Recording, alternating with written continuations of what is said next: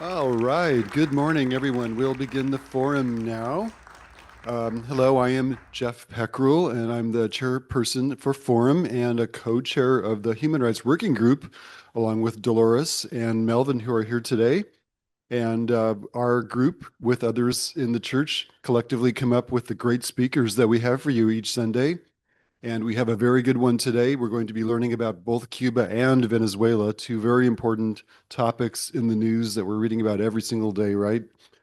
Um, I do see one or two new faces, so I just want to mention logistically. So the bathroom is just around the corner over there.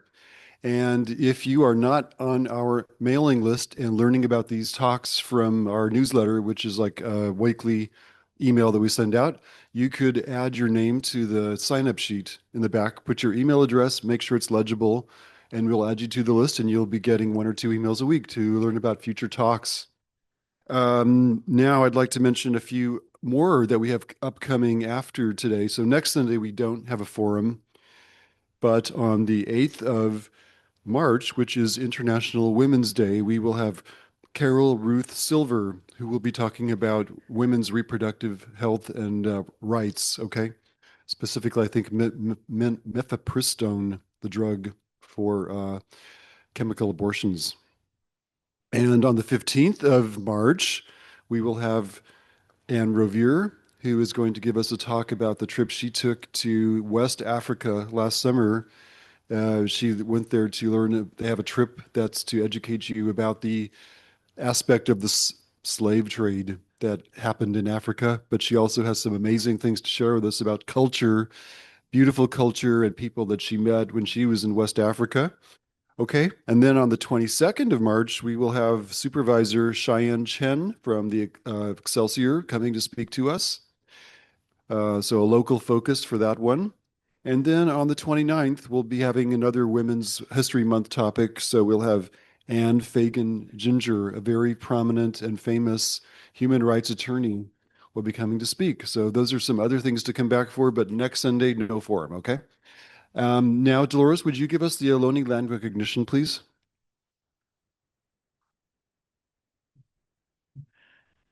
Yes, thank you. Good morning, everyone. We, the members of the First Unitarian Universalist Society of San Francisco, acknowledge that our community is located on the unceded ancestral homeland of the Ramaytush Ohlone tribes, the original inhabitants of the San Francisco Peninsula. We recognize that we benefit from living and working here, and we affirm their sovereign rights as First Peoples. The Greater Bay Area is also the ancestral territory of the Miwok, Yokuts, Patwin, and other tribes. As the original stewards of this land, the indigenous peoples understood the interconnectedness of all things and maintained harmony with nature for millennia. We honor them now for their enduring commitment to our Mother Earth. Thank you. Thank you, Dolores. One more housekeeping item before I introduce our speaker, which is how we do our Q&A. In case you haven't been here before, the cards that you see on the tables and the chairs, those are for you to write your questions as we go through the presentation. Anything that comes to mind that you'd like to hear explored in more detail, questions and stuff, write them down. And then we'll collect those at about 10:15, and we'll ask them from the podium here, and we'll get into the questions during Q&A time. Okay, so we are very lucky today to have David Paul come and speak to us. David is a longtime activist for human rights, specifically in Latin America and specifically in Venezuela and Cuba. He is a founding member of the Venezuela Solidarity Network. He's on the board of the Task Force of the Americas and very active in the Bay Area Cuba Solidarity Network. And he has just recently come back from time in both Venezuela and Cuba and can give us an inside view of what's really happening there. So I'd like to introduce you to David Paul, please.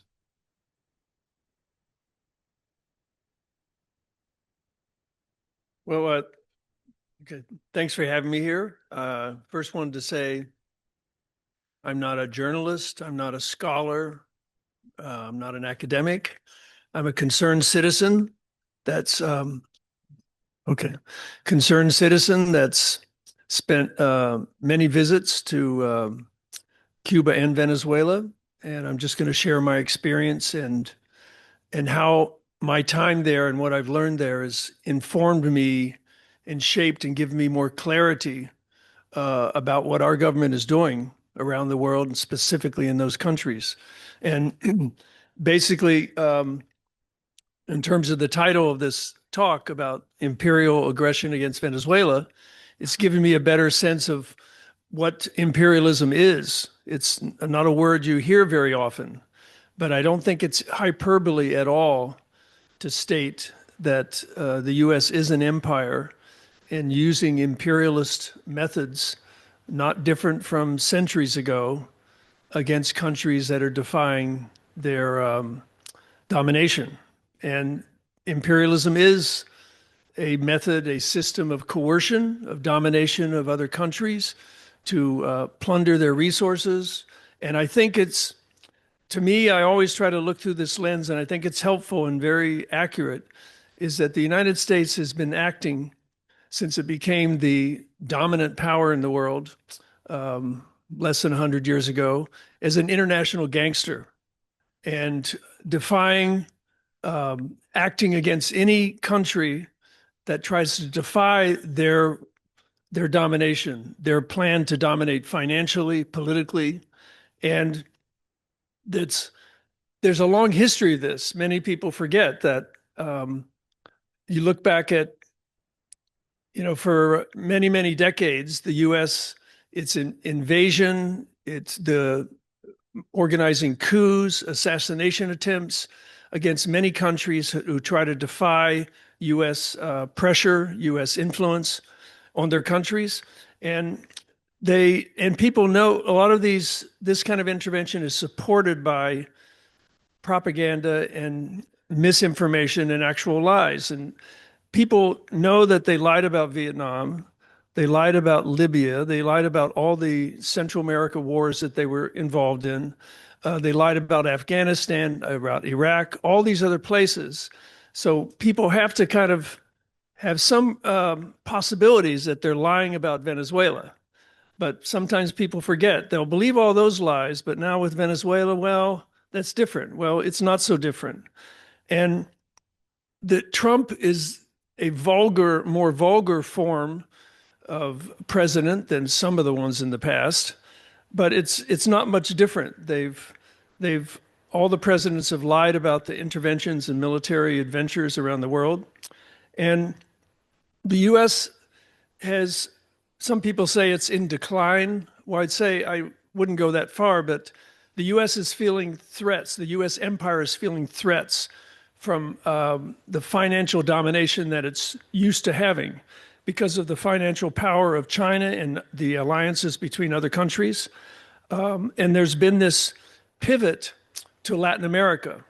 And they've stated, and they use their own words, they state it very clearly that this is our hemisphere.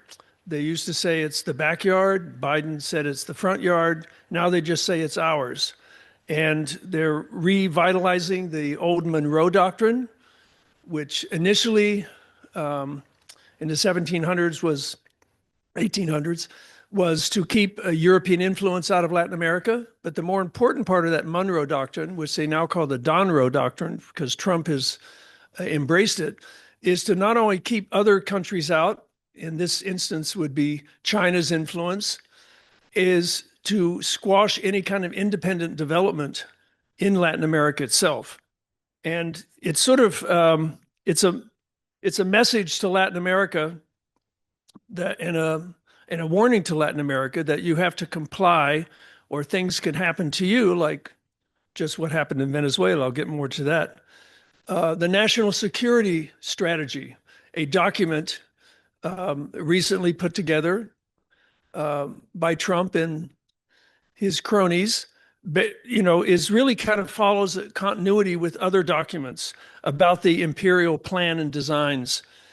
The plan for the new American century in the 90s, the full spectrum dominance of the early 2000s, the rules-based order, the war on terror, And now this national security strategy basically talks about the pivot to Latin America, that it's a hemisphere that's ours and should be under our control. It's really a declaration of trying to recolonize the global South, with Latin America as the most easy and sphere of influence. And I think it's very clear that they use their own words now. It's sort of unmasked what their plans are. And one example of this is Marco Rubio's speech at the Munich Security Council. He came right out, and I'm playing it's my only video, 1 minute of his talk explaining, I think it's just so classic that he's basically trying to say we need imperialism back, and it's kind of flavored with white supremacy, and let's play that one clip just for this 1 minute.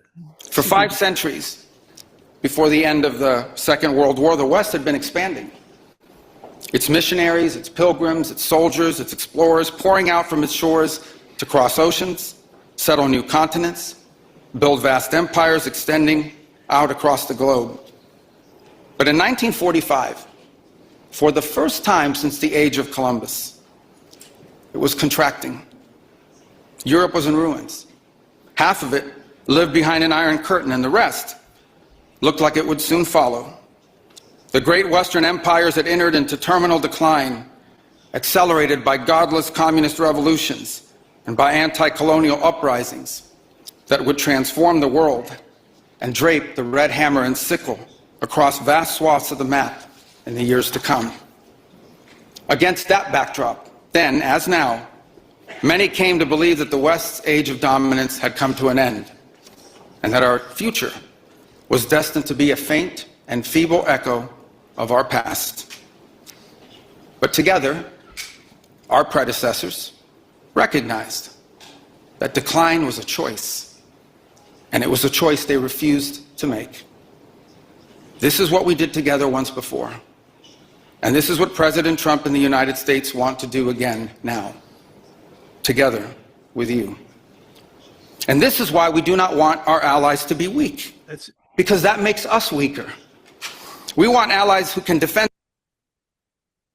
Thanks. I think it was so revealing how he talked about the problem is our empire, this Western empires, after settling other continents. Didn't mention there were millions of other people living there, and we slaughtered most of them to take their land, but he called it noble settling. And these anti-colonial uprisings was the problem. Those colonies don't want to be colonies anymore. That's the problem.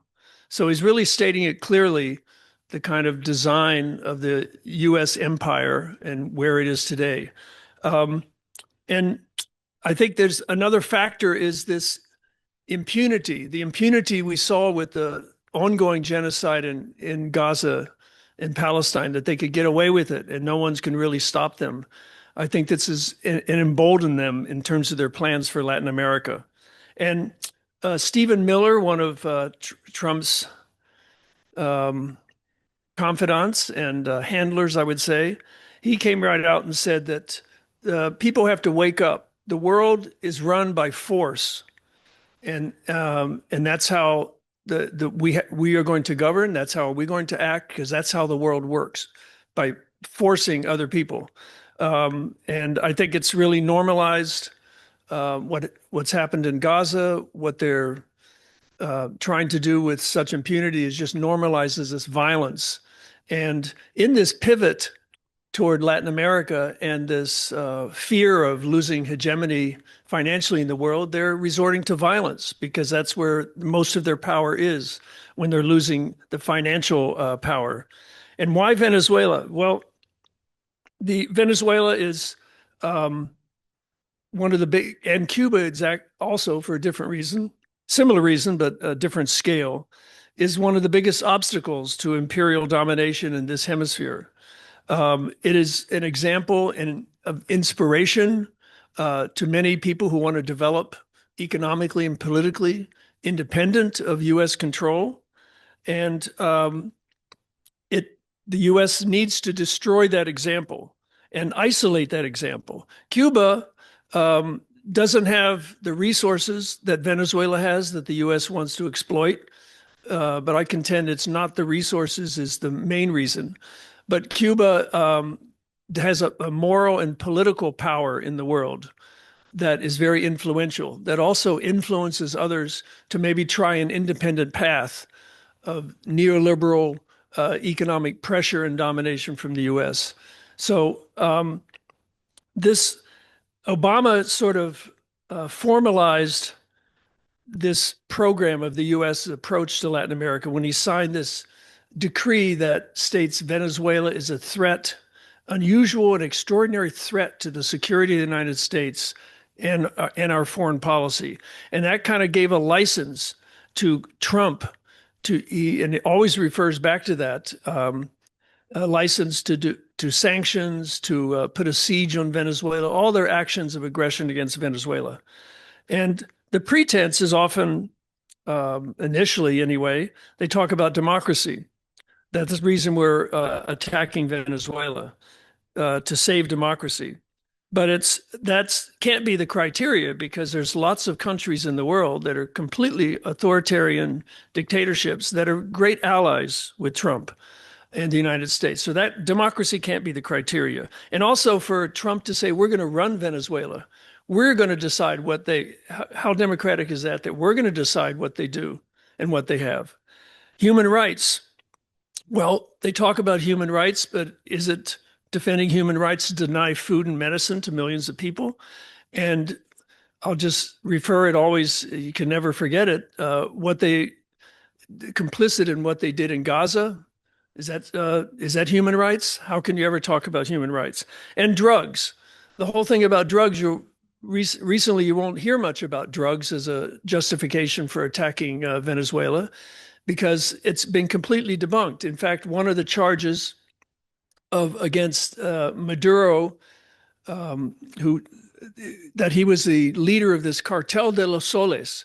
Well, they actually admitted on a CBS 60 Minutes show a couple of years ago that it was a term made up by the CIA to cover cocaine smuggling into the United States that the CIA was complicit in. But it was a made up term. But Trump has been using it for a year against Maduro. And now that Maduro is in jail in New York after being kidnapped, they actually dropped that charge. They don't want to be embarrassed in court when they find out that it's actually the CIA made up that term and it's not real. So they dropped that charge. But the whole fact that the accusation that Venezuela is this big narco trafficking state has been completely debunked. Only 5% of drugs that even travel through the region go through Venezuela on the way to the United States. 85% is from Colombia, Bolivia, Ecuador, and all the agencies, the Drug Enforcement Agency of the United States, the United Nations Commission on Drugs and Crime, make annual reports. And for years, in their reports, they hardly ever mention Venezuela. And they never mention Cartel de los Soles. And so the own DEA, Drug Enforcement Agency of the United States, has completely debunked Trump's assertion that it's a narco trafficking state. And it's amazing that the media doesn't bring that up. It's one of the most damning counters to his original justification. But again, they completely drop that because that's not the real reason. And also they don't bring up the media doesn't challenge him on if he's against drug trafficking, why did he pardon one of the biggest narco traffickers of the entire region that was in jail for 40 years, the ex-president of Honduras, and Trump pardoned him the same time that he increased the bounty on Maduro for being a narco trafficker. It's more than hypocrisy. And I think those are the pretenses: democracy, human rights, drug trafficking. The real reasons, I mean, it's obvious. Many people say it's just about the oil. Well, oil's a big factor, but it's not so much the U.S. needs oil. The U.S. is one of the major, if not the top producer of oil in the world.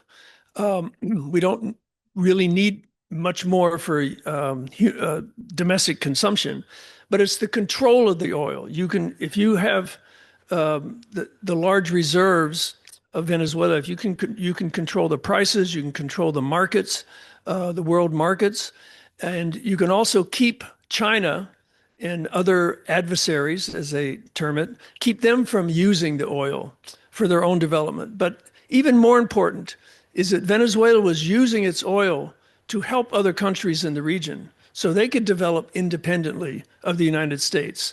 And that is, I think, was even more important reason to stop Venezuela from helping other countries develop independently. And Cuba is the main example. And they've made it very clear. We want to cut off the Venezuela's right to use their oil because we want to starve Cuba, starve them of fuel.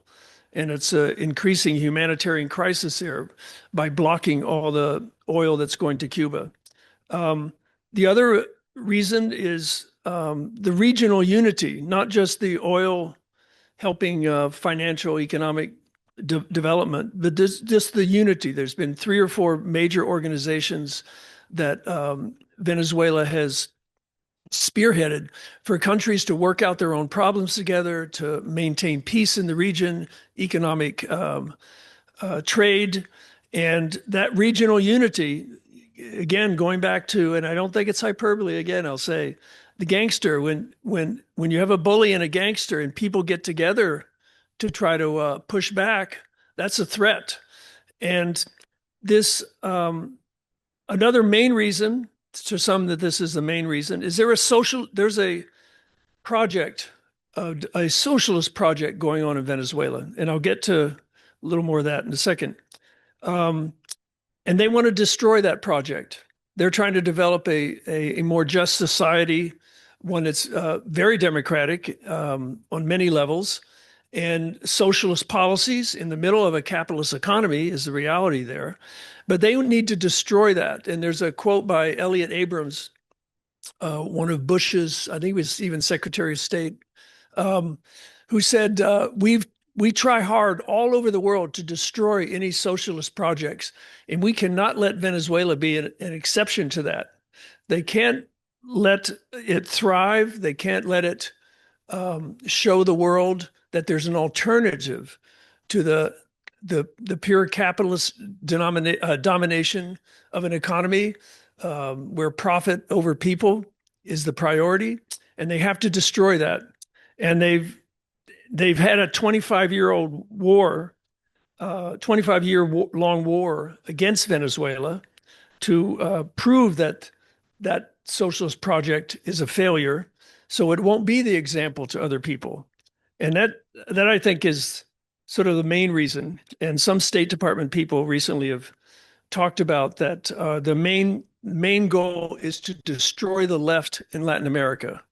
Venezuela is one example. Cuba, wherever it raises its head, where people have nationalist policies, protection of their independence, trying to be more independent, they want to squash that.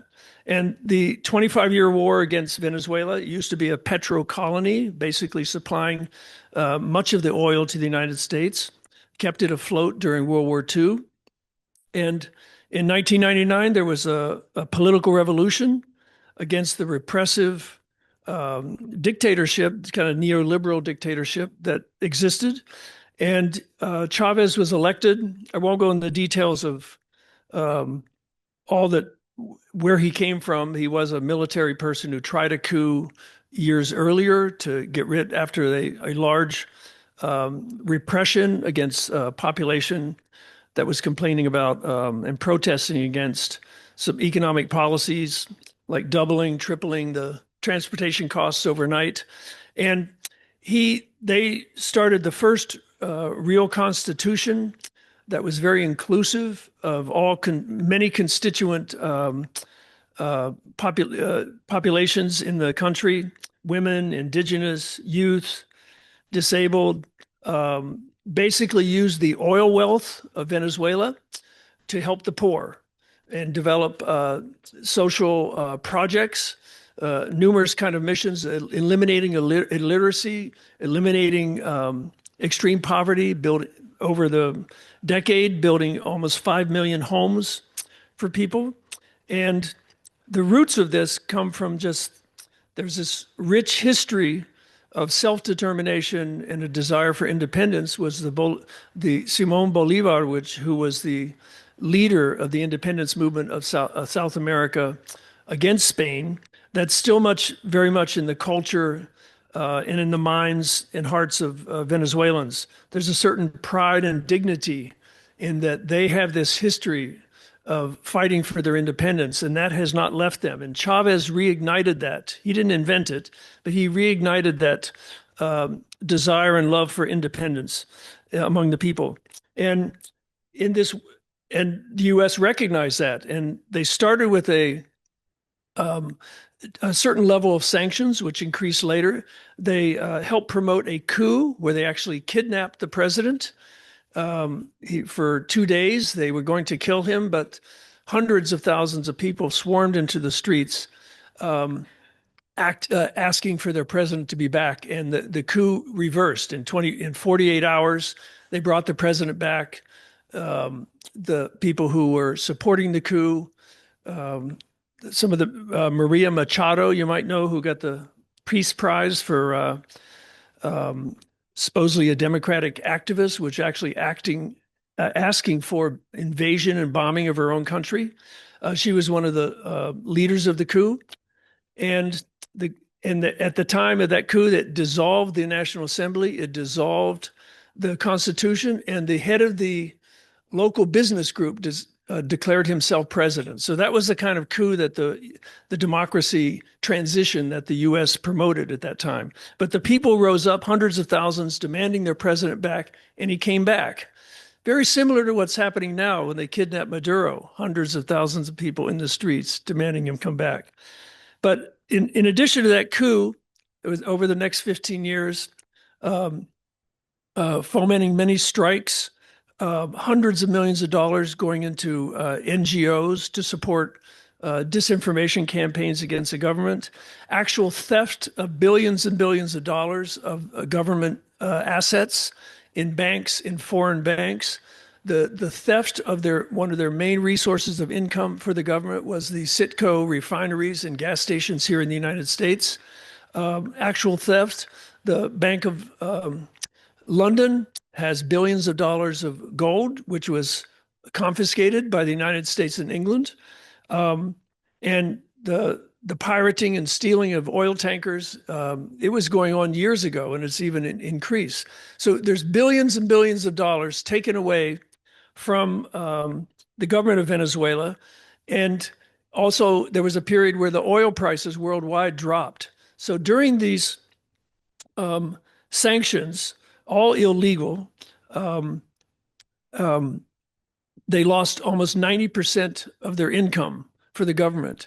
They couldn't produce salaries. They couldn't support the social programs. Food was scarce. Inflation was high. And the sanctions also involved a total blockade of the country. They blockading, really deciding who they could trade with, blocking imports. And those sanctions are still existing. There's Center for Economic Policy Research did a famous study of the effects of sanctions in 2017 and 2018, where they said that during that period, it caused the death of 40,000 Venezuelans from lack of medicines, lack of medical equipment.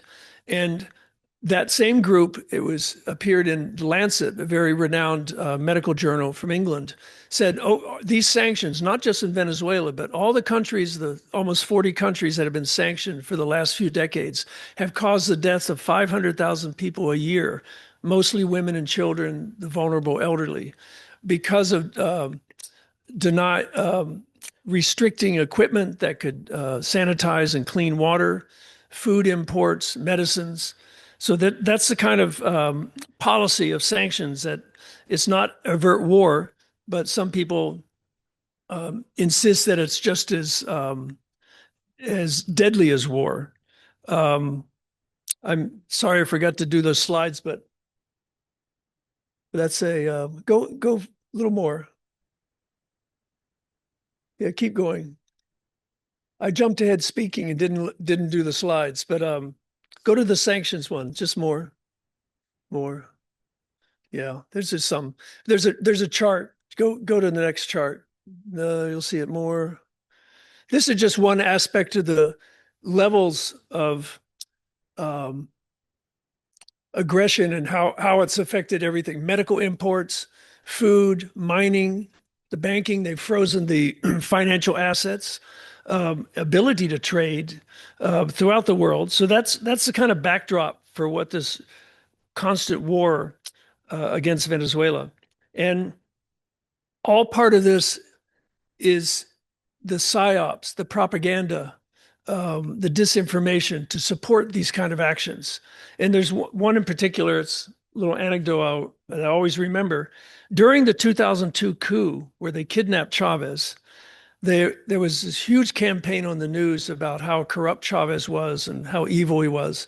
And they had these demonstrations for Chavez and demonstrations against in the city. And there's this video that they put out showing snipers shooting at the protesters against Chavez. And it turns out they were not shooting it. They were actually shooting at some other gunmen who were shooting at them. But the demonstrations weren't even close to each other. But there's a video of these opposition leaders, including the Catholic Church and some other local business leaders, saying that there's been many deaths in the streets and this is terrible and that's the reason why we had to get rid of Chavez. Well, the video was made days before the coup. There wasn't any violence in the streets, but they planned this and they had snipers shooting, and these people were actually convicted of this. They had snipers shooting to kill people on both sides to create the idea that there was this massive repression and chaos. And it's just one of the maneuvers they did. The part of this propaganda also is and it brings up to current with Maduro. When Chavez died in 2013, Maduro was his successor, picked by Chavez, but won the election. There was an immediate campaign. The U.S. saw this is our chance to strengthen our sanctions, strengthen pressure on Venezuela because they lost their beloved leader. And they completely put an effort to demonize Maduro, saying the country, the economy is a wreck from poor mismanagement. But it's so ridiculous that you steal billions of dollars of money, you steal somebody's money and then say, look how bad he is at managing his money when you've stolen billions of dollars. It's totally ridiculous. There was massive mobilizations of people who went out in support of Maduro in those elections, the original one and recent ones as well. And in the recent one after he's kidnapped, if he was as the press and the government, of course, trying to portray, if he's such a dictator, why are there hundreds and hundreds of thousands of people in many cities throughout the country calling for his return? You don't see the demonstrations you hear that people cheering for his kidnapping are from Miami and the Venezuelan diaspora and other countries. And they also talk about the one demonizing Maduro, characterizing him as a dictator, and saying that these fraudulent elections, he's not legitimate. And the elections, I observed 2 or 3 elections there, along with hundreds and hundreds of international observers, official election experts from Latin America. And the process of the election there, which President Carter observed as well in Maduro's first election, said it was the best election system, most transparent that he's ever seen in the world. And that system still exists, where there's people of all political parties are in there observing the count of the vote, they count the vote, the paper ballot, as well as the computer ballot. All political parties sign off on what the count was in every precinct, in every voting position. The computers, we went to the factory where the voting computers are made, and all the political parties go over and verify the software. There's all these checks and balances around that. And the actual day of the election of Maduro, his last election, July 24, of course, the opposition was this is one of the maneuvers to, and it's happened with Trump as well. Very similar. They'll say we're going to win by a landslide before the election. So if you don't win, it makes it more, oh, that's the logic is it must have been a fraud because look, we were going to win by a landslide and we lost. There's no polling to suggest that at all. And their only proof really is it's as if the same as Trump after the election in 2020. He said, look, I won and the proof is on my website. Would people believe that? You know, they'd want some other proof. Well, it's what Machado did, and the opposition leader in Venezuela. She said, on my website, the day of the election, all the votes weren't even counted yet. We won by 75%.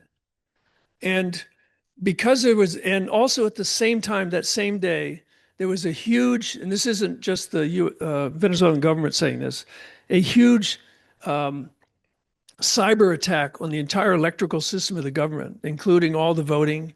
They couldn't tally it until later the next day, but they used that delay saying, see, it's fraudulent. There's a delay, when it's actually they that caused the cyber attack. It's a group affiliated with them from Europe. And because of this dispute, and this is according to the rules of the Electoral Council and Supreme Court, they decided that, okay, all the political parties, bring your tally sheets eventually to the Supreme Court, to the Electoral Council, then the Supreme Court, and we will decide whether it was fraudulent or not. And the government who said their tally was they won by 53%, that was true.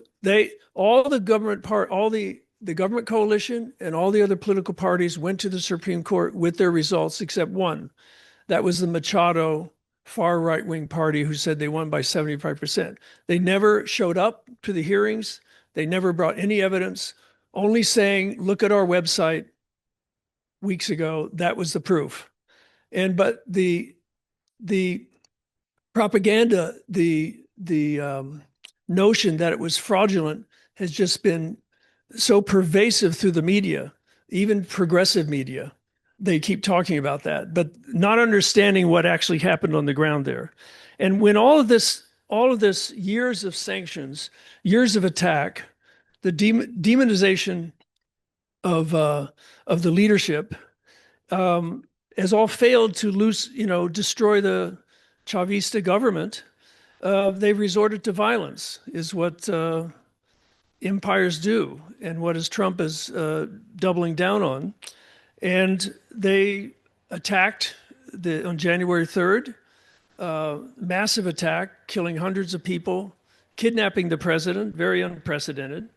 And although it was a tactical victory, they tried to, hopefully they could topple the government, create chaos, divide the country, divide the leadership.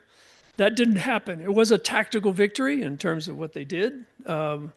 And now they have, with the new leadership there, Delcy Rodriguez, who was vice president, she actually has a gun to her head. Her and the entire country are basically being held hostage. She has a gun to her head.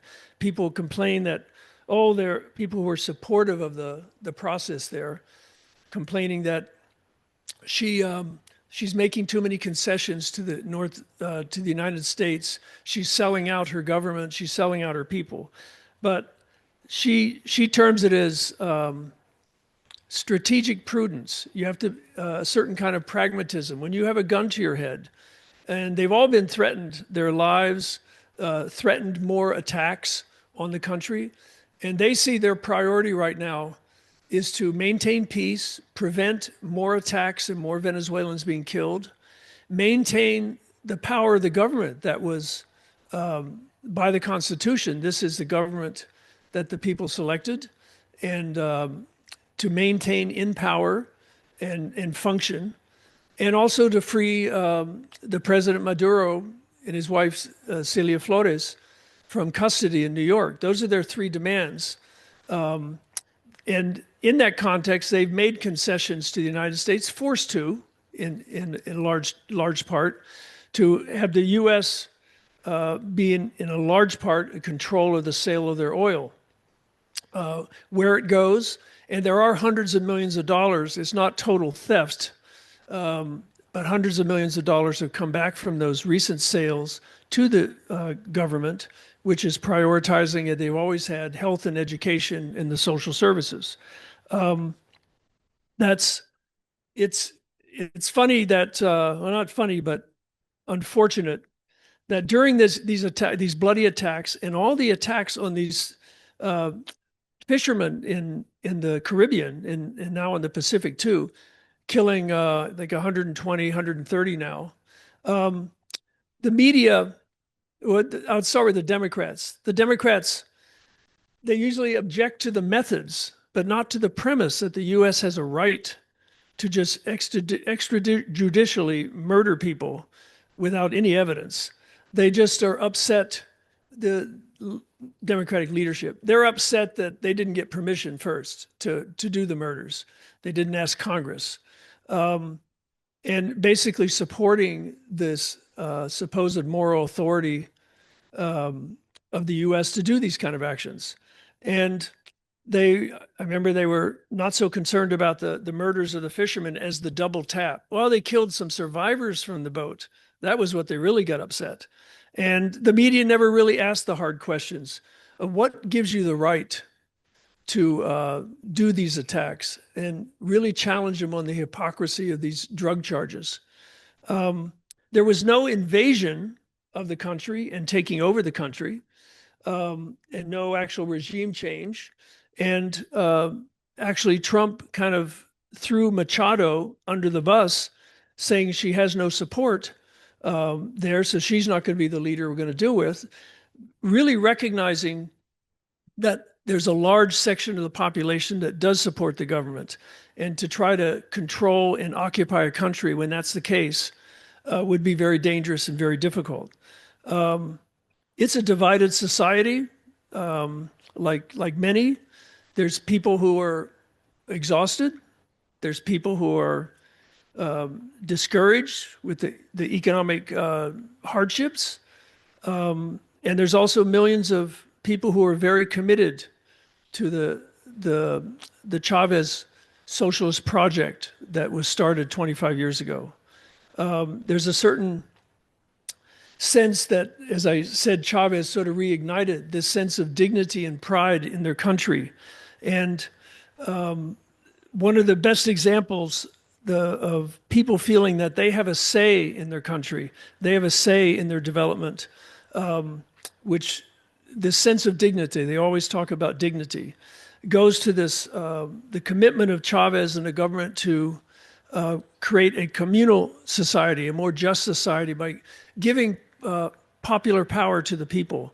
And that was in the form of communes. There's almost 5,000 communes, these territories of communities. It could be in a rural area, maybe a dozen families, or it could be thousands of families in a urban area. And now I'm going to remember about the slides. Can you go ahead to, yeah, keep going ahead more. There. Yeah, we can go back to that. I mean, I can show these later too. That one, that just gives you an idea of the kind of money, the impacts of the sanctions in terms of lack of social services, the effect on food, all the infrastructure. And this was done a few years ago. And that's certainly one example of this, which I didn't mention, that there were 13 children who usually got their bone marrow transplant kids with cancer, leukemia, in Italy, with a fund that was held in a bank in England. And since those funds were confiscated by the United States and England, those 13 kids actually died because they could not get their bone transplants. And that was just over like a 2-year period. And just one of the unfortunate but specifics. And that's why you add that up over years of people denying not having diabetics who don't have insulin, people who couldn't get dialysis, heart medications. That's how you can come up. They came up with that figure in that extensive study of 40,000 people dying just in the year 2017 to 2018. And this, go to the next. Yeah, there was just a point about how illegal the sanctions are by all these charters. We sign all these treaties, which we break. And as one point of this whole impression of what the U.S. is acting like as an international gangster, international law doesn't matter. We're totally above the law. Go to the next. Let's see where. This is just a comparison of the effect of war on these various countries is very similar to the effect of the sanctions against Venezuela during the same time period. Go to the next. See what. This was just. I forgot to jive my talk with the slides, but I'll refer to this Guaido. One part of the war on Venezuela was, and they've done this in many other countries, was finding other presidents. They don't like Chavez, they didn't like Maduro. So they picked Juan Guaido, and he declared himself on a street corner in Caracas that he's the president. He was a National Assembly member. He was the head of this far-right opposition group. And he was, as you can see there, he was so unpopular that the U.S. eventually, even after he spoke at the Congress, he was this, Nancy Pelosi welcomed him as this honored guest, the new president of Venezuela, but he was so unliked and unpopular, then the U.S. realized that, so they sort of dropped him. Just as they dropped Machado recently, realizing that she's not going to be a new leader of Venezuela because she's so unpopular that people don't support him. And he was the one, I was involved with a group that was occupying the Venezuelan embassy in Washington when relationships were, when Juan Guaido, the U.S. recognized Juan Guaido as the president, they broke diplomatic relations between Venezuela and the U.S., and they closed the embassies. But the party of Juan Guaido in the U.S., they wanted to take over the embassy. And a number of groups of activists asked the government, can we stay in the embassy and protect it from being taken over? They were taking over Venezuelan properties all over the place in other countries and in New York. And when Trump eventually broke, again, international law by breaking the doors and windows and invading the Venezuelan embassy to arrest us. And on our trial, we were not permitted to use the word Maduro, who was the president at the time. We had to, she said the jury and the lawyers could only say Juan Guaido is the president of Venezuela, and who did not give us permission to be there. When we actually asked the real government of Venezuela to be there, and they said fine. But it was such a sham trial, which also this trial of Maduro that's going to happen in New York, they keep postponing it. This is the third time they postpone it because the prosecutors who kidnapped Maduro, they're trying to come up with something that'll stick in court. They've dropped most of the drug charges. One of the other charges was he owns machine guns. So you're going to kidnap a president of another country because he owns machine guns. They're coming up with things. It'll be interesting. There's protests and vigils in New York against this trial coming up.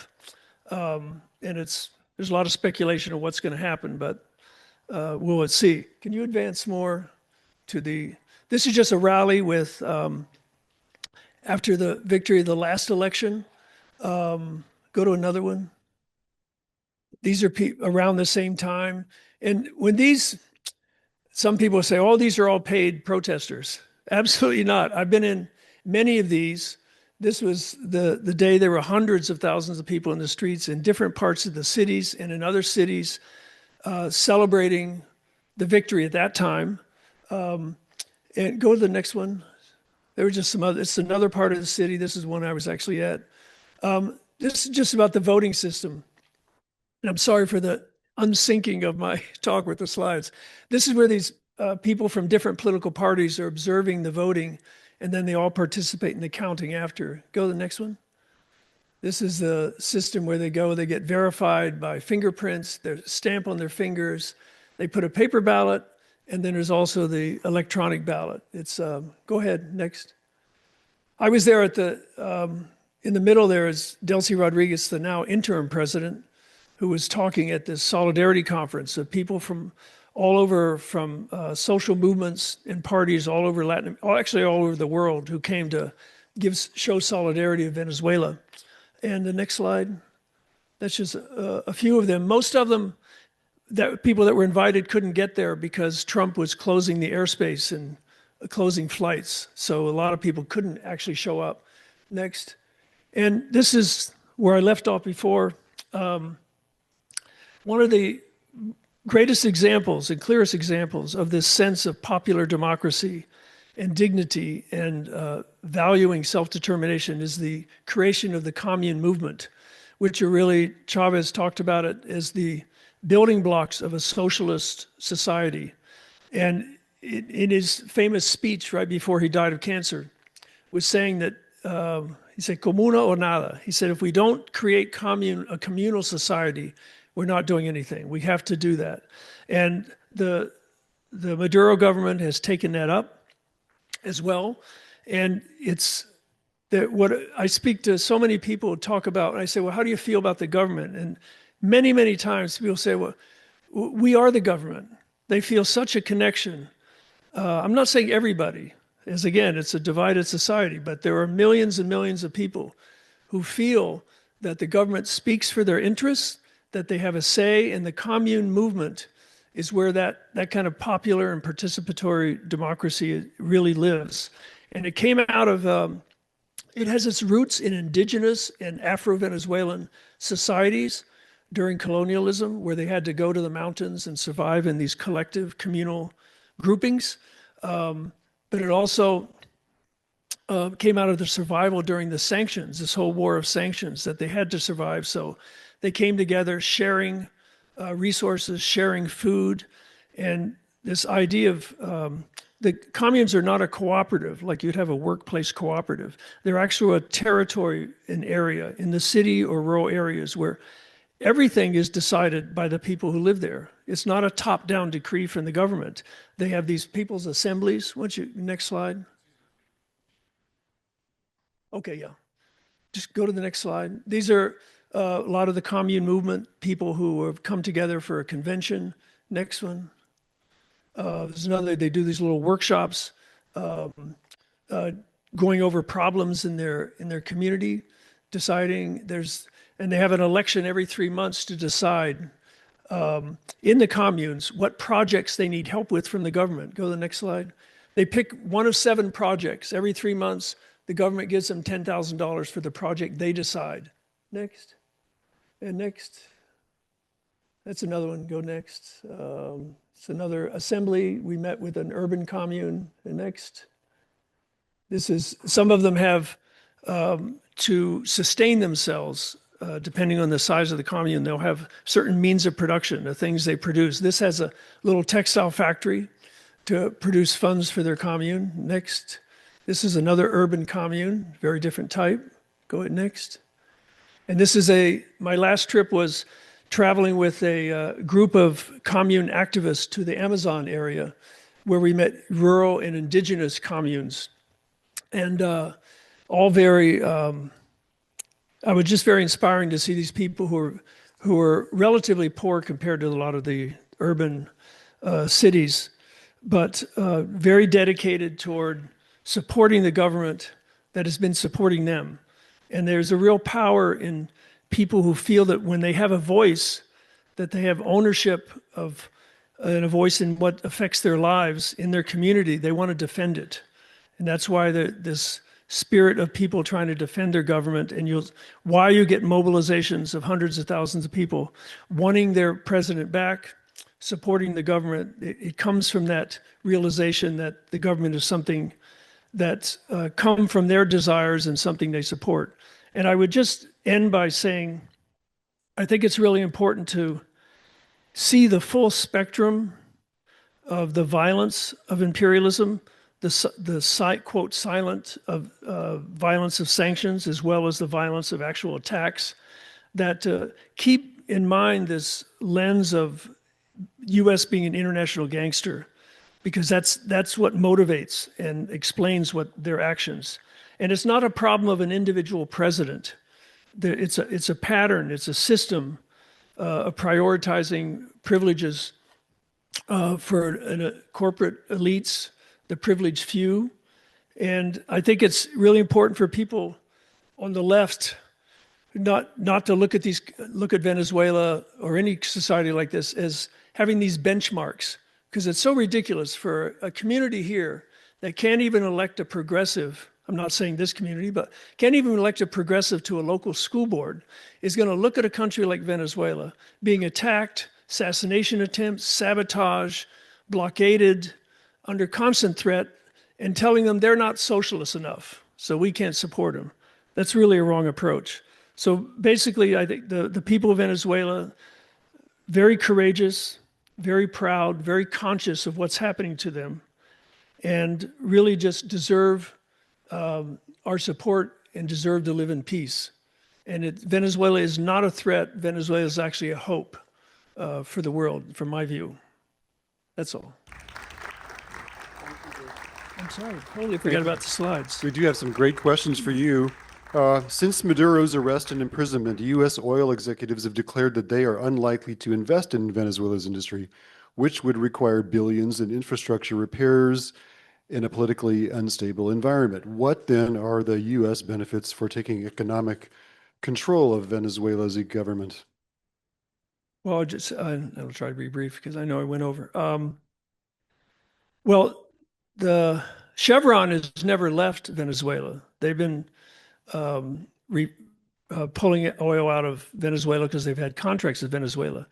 Exxon and ConocoPhillips left. They were going to be compensated because when the Venezuelan government nationalized first in '76 and then redid again in the early 2000s, they were going to compensate Exxon and Conoco, but they refused. They didn't want to legitimize the government. There's a lot of debtors kind of pulling together because there's these national debts to the oil companies that they're trying to decide what's going to happen. Again, I go back to the advantages. Yes, there's a lot of infrastructure problems, but the U.S.'s companies are positioned to do that because most of the equipment is theirs. But it's this sale of oil. Again, the U.S. doesn't need the oil, but they can sell it at market prices and make money. And they're actually doing that. There's 5 or 6 companies that are now making contracts and selling that oil. So it is a problem. It's not going to be the big boom like it was in the 40s and 50s, but and the instability of the situation there and the problems with the infrastructure is an obstacle, but they are starting to make contracts. It's a slow process, and a lot of it is up in the air. You don't know what Trump's going to do one day to the next. That's all I would say. And of course, you said earlier in your talk that one of the primary goals here is to undermine socialism throughout Latin America and especially Venezuela. So even if they don't make any money from the oil, they have trying to achieve that, right? Yeah, they're keeping Venezuela from using the oil to help others. That's one of the main things. Given the selection of Machado as the recipient of the Nobel Peace Prize, is it correct to conclude that many organizations are under the influence of propaganda? And could I add to this, what do you think of the Nobel Committee, given their selection of Machado? I don't know a lot about the history of the Nobel Peace, but I realize that I think Obama got the Peace Prize. Did Obama get the Peace Prize? And after bombing, Drones in Yemen. well, he started the drone assassination program. You know, no evidence. You just kill people on the ground. You might kill a few extra people. His bombing and destruction of the Society of Libya for trying to call for independent movement in Africa. No, and calling Venezuela a security threat, which so I don't know their criteria. Machado, there was a big publicity campaign pressure from Rubio himself on the committee and he put forth her name to be the Nobel Prize. And there's money involved there as well. So I think it was a sham to have her, who's calling for invasion and bombing of her own cities, to get the Nobel Peace Prize. She's basically a neo-fascist, and her party is as well. Apparently she gave her prize to Trump, which is kind of strange. But she's kind of out of the picture because she's not popular and nobody respects this thing of the Peace Prize. I guess I'd have to look at the history of all the people who got it in the past, but it's very inconsistent. Talking about the killings in the boats in the Pacific and the Caribbean, what is this? There's three questions here. What is the status of those investigations in the Congress? Can we help move this by writing to our representatives? The Democrats have tried to have investigations, but Republicans will not do them. And then who in Congress is working to investigate the killings? Well, yeah, there's not really much investigation about the attacks. There's, as I said, the Democrats complain about it mostly because they weren't asked for permission to commit the murders, which is ridiculous. There's few of them that some do stand up and say this is extrajudicial here murders, it's illegal. But I think there is what should be supported is McGovern has put up a bill. There's 3 bills in Congress to stop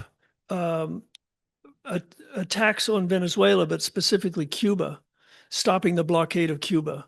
And the McGovern bill is has about 20 or so co-signatures from other Congress people. And I think that's the one to support to stop the similar attacks and the threats and the blockade of Cuba. There's not any specifically one that I know that's being promoted against further attacks on Venezuela. But the boat stuff, there are suits by the families of the fishermen that were killed going through federal courts, but I don't know it's going to get much results given how the courts are pretty packed by the Trump administration to a certain degree. Thank you. Could you discuss the conditions that have led to so many Venezuelans to emigrate? Yeah, well, the first question is the great majority of people who left Venezuela are economic refugees. We could have a whole talk about repression of dissent in Venezuela. It is not the reality you hear in the news when it's brought up. People who mostly migrate are economic refugees. This is also true from Cuba. The economic situations are hard. It's hard to get jobs. There's been a big brain drain because of the economic situations. And what's unfortunate, migrants come here, and then the same government who created the tearing down the economy to produce these refugees to leave, then demonizes those refugees here, tries to divide the community here against each other, and now deporting those same Venezuelans. So they were just kind of pawns in this whole scheme to demonize Venezuela and then use them as weapons against migrants. But if you knew of the conditions, lack of medicines for your family, lack of opportunities for jobs because the government institutions don't have the money to even support the institutions, people leave. That's the main reason people leave. I'm going to combine 2 questions in the interest of time because we are a little short on time. They both relate to Venezuela's oil wealth. I've read that something like 3 trillion of wealth flows each year from the poorer countries to wealthier countries? To what degree does the prosperity of the countries like the U.S. depend on the continuous flow of oil wealth? And the other question is, to what degree do you think Venezuela's dependence on oil and the capitalist market of oil weakened the ability for Venezuela to develop an independent economy, socialist economy? Well, the second question is very important because there was an overdependence on oil. Again, it began when the Chavez government started. It was a petro colony. It was totally dependent on being a producer of oil for the U.S. government. And the whole infrastructure, financial structure was geared toward that function. It's hard to change that from one day to the next. But Chavez also, there are efforts at alternative energies. One thing they have done is they used to import 85% of their food. Now they produce over 90% of all their food. That's one way to defend your country against a dependence on another country. But the oil, again, the U.S. doesn't need the oil. They want to control the sale of oil. They want to control the use of oil. And Chavez, when he came to power, he had a decision to make. We have massive poverty. We have massive inequality. And we have all this money. What are we going to do? Am I going to do the decades-long process of putting up solar panels or hydroelectric? No, he said, we got to feed the people. So he used that money to create all the social projects and social missions. And then the sanctions came in and the aggression against the government, and they were losing a lot of that wealth. So there's not a lot of window of time or resources to completely change your energy infrastructure during all this 25-year war against Venezuela. There's a lot of internal debate about that, what should have done, what they could have done. But I think the conditions in relationship to the United States made it much more difficult. And they often say that it's I forget the exact term, but it's a curse. Oil, when a country has a valuable resource, it's a curse on that country because people will go after it and try to control it. They also have the second largest gold reserves and great mineral wealth used for computers and electronics. So it's not all about the oil, but it's something they have to contend with, and hopefully they can take advantage of it going forward. Thank you. A couple of related questions. One is, can you talk about the return to Venezuela of migrants in Colombia? And then what impact is the U.S. takeover of Venezuela having on Latin America generally? Well, interesting fact, there are as many or more Colombians that migrated to Venezuela over the last 20 years than Venezuelans went to Colombia. One, because of all the wars, the drug wars and violence in Colombia. Venezuela has housed them. There are actually millions living in the border, the whole communities. The Venezuelans, I think this has happened in many countries in Latin America. The Venezuelan immigrants have kind of generated an anti-migrant movement. Has been fomented here in this country as well. So many were not received with open arms. And now there is a program by the government to return. Thousands have flights paid for by the government. Anyone who wants to return comes back. So I'm not sure how the numbers work out. There's still many thousands of Venezuelans in Colombia. But again, many, many Colombians are in Venezuela. And the second one. What's the impact is this situation Well, having in Latin America? I mean, this whole attack on January 3rd is a warning to Latin America that it can happen to you. If you get out of line, you do not comply with our wishes, you try something that's independent, that you try to trade with China, or you try to help Cuba. I mean, it's a total attack on their sovereignty. Which actually Trump, and I don't have the exact quote, boasted about. We did a precise, it was a precision attack on their sovereignty he boasted about. And all the countries should be very wary of that if they have any sense of the welfare of their people, the independence of their country. So it was a threat and a warning that this could happen to them. And It's a concern. So it's a whole, again, it's the U.S. considers it's their hemisphere. They want to control it. And that everyone should be concerned about that kind of policy that's representing our government. Given your studies, can you explain Trump's complete respect for and adoration of Putin? I can't. I think behind the scenes of the geopolitical decisions, there's for corrupt, wealthy, corrupt businessmen, kind of cross borders. There's not a lot of national pride or loyalty that you have billionaire corporate elites make bonds. I think there's, again, I don't have no expert at all in this at all, but there have been financial ties between Trump and his family and Russian conglomerates and CEOs for many decades. And they don't want to break those kind of personal financial ties sometimes supersede any politics. And there's a lot of stuff behind the scenes I don't think we'll know about. So I can't say, I just know there are these financial ties between the two families, I mean, between Trump and corporate leaders in Russia. And that may be more important than stopping a war, as long as you have those kind of ties. But again, that's not my area. Mm-hmm. I know you're just back from Cuba. I wish we had time to hear about that, but we probably don't today, so we may have to ask you back, David. This has been really informative. I have one final question for you. What are the best sources of information on the affairs in Venezuela and the region? Well, I would give it two websites, English websites. One is OrinocoTribune.com or .org. I think it's .com. And the other is VenezuelaAnalysis.com. They're English-speaking.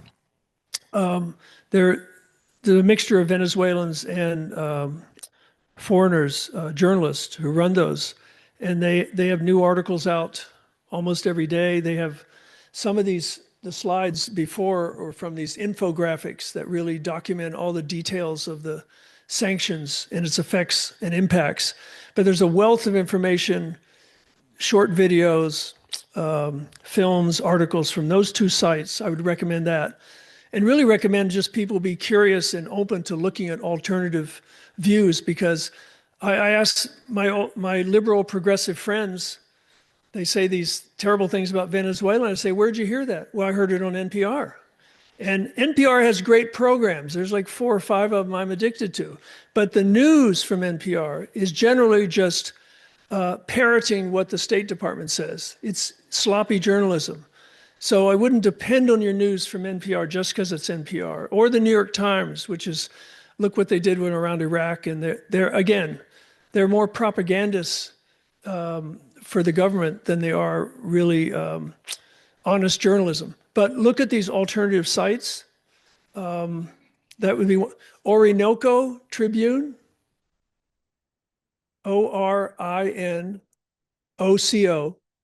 Tribune.com, and Venezuela Analysis. And I think there's just one A between the two words. It's all one word. Yeah.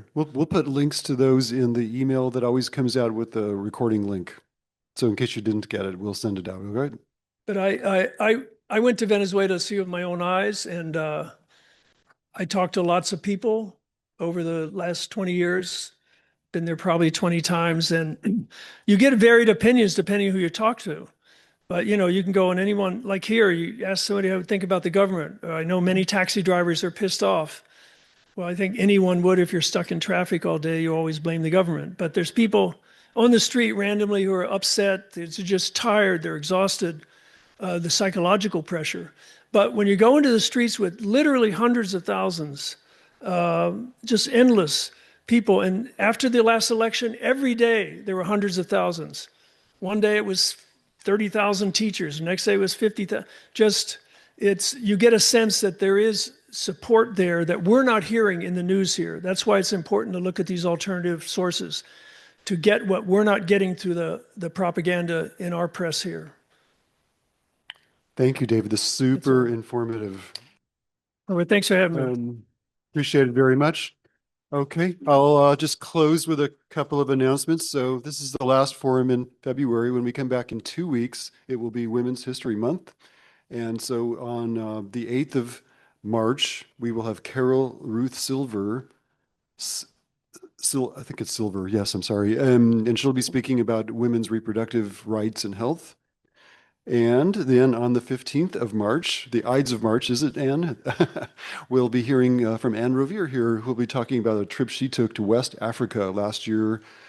She's going to share the beauty of the culture there, but also the sad history of the slavery trade, which was there. And then on the 22nd of March, we'll have Cheyenne Chen, the city supervisor for the Excelsior. And finally, on the 29th, Meg Green will be presenting about Anne Fagan Ginger, a famous civil rights attorney. So we'll see you in 2 weeks. Thank you.